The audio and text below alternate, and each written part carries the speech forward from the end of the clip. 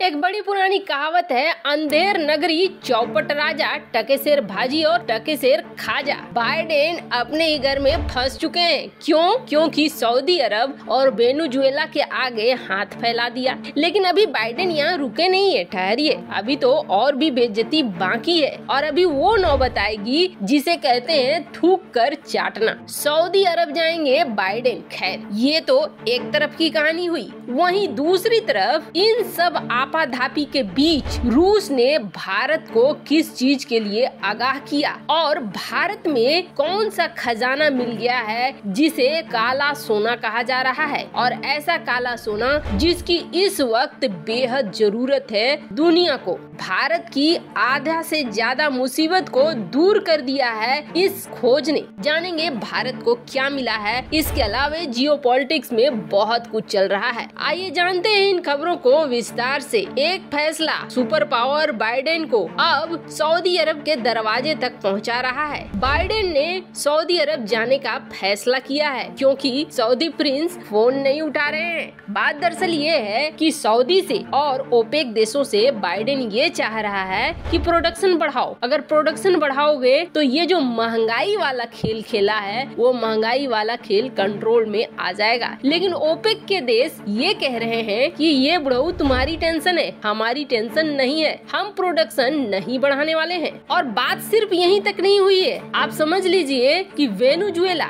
जिसको अभी तक एक देश भी नहीं मानता है अमेरिका, उसने वेनेजुएला के राष्ट्रपति मादुरो को कॉल किया और कॉल करने के बाद कहा कि भैया तुम कर दो प्रोडक्शन और हम उठा लेते हैं प्रतिबंध। लेकिन दोनों के बीच क्या बातचीत हुई, ये बातचीत सार्वजनिक नहीं किया गया अमेरिका के द्वारा। मतलब ये समझ लीजिए कि वो भी अपनी खुंदस निकाल रहा है। खैर, जहाँ तक ये चल रहा है तो वहीं दूसरी तरफ रूस ने भारत को एक संदेश भेजा और ये संदेश भारत के लिए बेहद महत्वपूर्ण है। लेकिन उससे पहले ये जान लीजिए कि जिस तरीके से तेल का संकट इधर घूम रहा है, वहीं दूसरी तरफ भारत को इन सब आपाधापी के बीच बड़ा खजाना मिल गया है। भारत की भी यही समस्या है इस वक्त कि तेल की हाइक होगी, प्राइस बढ़ेगी तो फिर बाकी चीजें अपने आप बढ़नी शुरू हो जाएंगी। तो भारत कैसे हल करे इस समस्या को? ईरान के ऊपर से तो अभी प्रतिबंध उठाए नहीं है, वेनेजुएला से भारत तेल लेता नहीं है। ऐसे में भारत ने भी रास्ता ढूंढना ही था कि कैसे इस समस्या का निदान करेगा। सऊदी अरब और ओपेक देशों से ही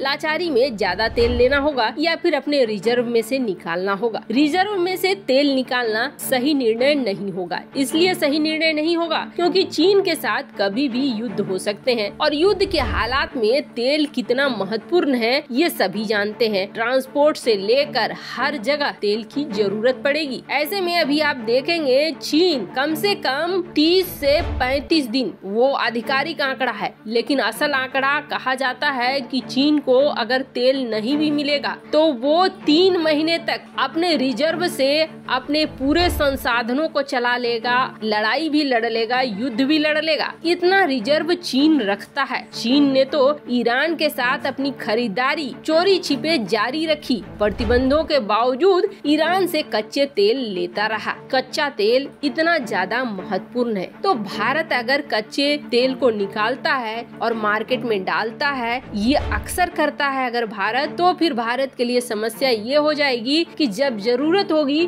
तब भारत के पास तेल नहीं होगा और फिर निर्भर रखना होगा सऊदी अरब, ओपेक जैसे देशों के ऊपर। इनके आगे हाथ फैलानी होगी, ये फिर निर्णय लेंगे तो ही भारत को मिलेगा तेल। पर इन सब के बीच भारत के लिए एक बेहद बड़ी खुशखबरी निकल कर आई है। भारत फिलहाल इन चीजों पर विचार कर रहा है कि रूस के ऑफर को स्वीकार करे या ओपेक से और खरीदारी बढ़ाए। पर इन सब के बीच राजस्थान में भारत को मिल गया है खजाना और ये खजाना कहा जा रहा है कि काफी बड़ा खजाना है। करीब 1.5 लाख लाख बैरल के आसपास प्रतिदिन तेल और गैस मिलने की उम्मीद जताई जा रही है। और ये खोज हुई है राजस्थान के बाड़मेर जिले में। बाड़मेर जिले में इस खोज के दौरान मिला है कच्चा तेल, और इस कच्चे तेल की मात्रा बताई जा रही है बहुत ही ज्यादा। आपको बता दें, वेदांत समूह और केर्न एनर्जी मिलकर इस खोज को कर रहे थे और आखिरकार यहाँ पर इन्हें मिल गया है इस तरीके का तेल का खजाना। आपको बता दें, राजस्थान के कई इलाकों में और भी मिलते हैं इसी तरीके के तेल के खदान। और अब फायदा भारत को ये हो रहा है कि भारत जल्द से जल्द इसका इस्तेमाल करना चाह रहा है। ये इस्तेमाल लायक जितनी जल्दी बनेगा, भारत को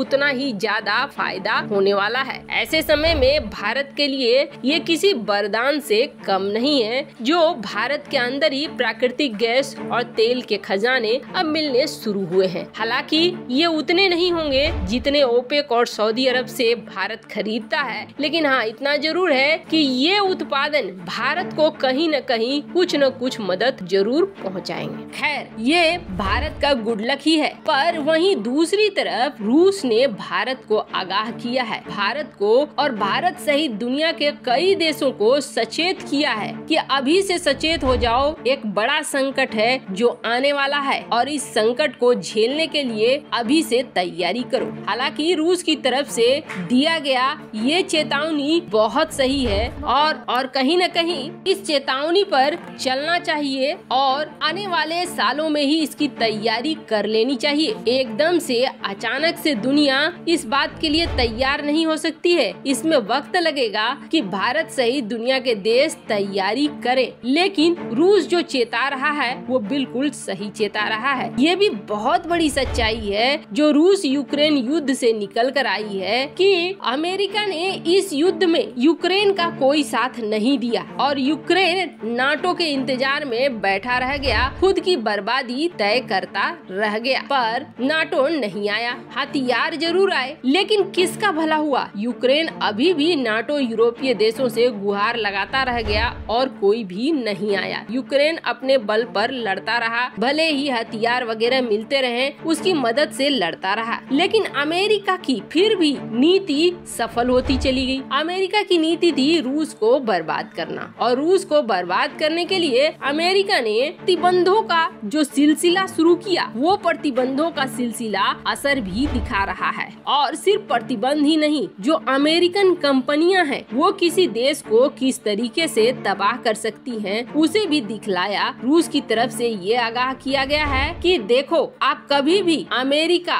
या किसी और देश की कंपनियों पर बहुत ज्यादा निर्भर मत करो। जिस तरीके से हमारे मॉल इस वक्त खाली हो गए हैं, उसी तरीके के हालात अमेरिका और अमेरिका की कंपनियां पैदा कर सकती हैं। ऐसे में अमेरिका और पश्चिमी जगत पे बहुत ज्यादा निर्भर रहना दुनिया को बहुत बड़े खतरे में डाल सकता है। इसलिए अमेरिका से दूरी बनाकर अपने यहाँ आत्मनिर्भर प्लान के तहत बनाना शुरू करो चीजों को, हथियारों को हो या फिर इलेक्ट्रॉनिक मार्केट हो या किसी भी चीज को। लेकिन अमेरिका पर और अमेरिका के सहयोगी देशों पर कभी भी भरोसा मत करो। अमेरिका कभी भी अपने प्रतिबंधों से और अपने कंपनियों से किसी भी देश की अर्थव्यवस्था को हिलाने की कोशिश करेगा। वैसे आपको बता दें, ये बात सिर्फ अमेरिका नहीं, चीन पर भी निर्भर करती है। ऐसे में किसी भी देश को रूस की ये सलाह जरूर माननी चाहिए और उसी आधार पर काम करना चाहिए। वैसे आपको क्या लगता है? रूस की सलाह बिल्कुल सही है? कमेंट कर अपनी राय जरूर बताएं। जल्द मिलते हैं अगले वीडियो में नई खबर के साथ।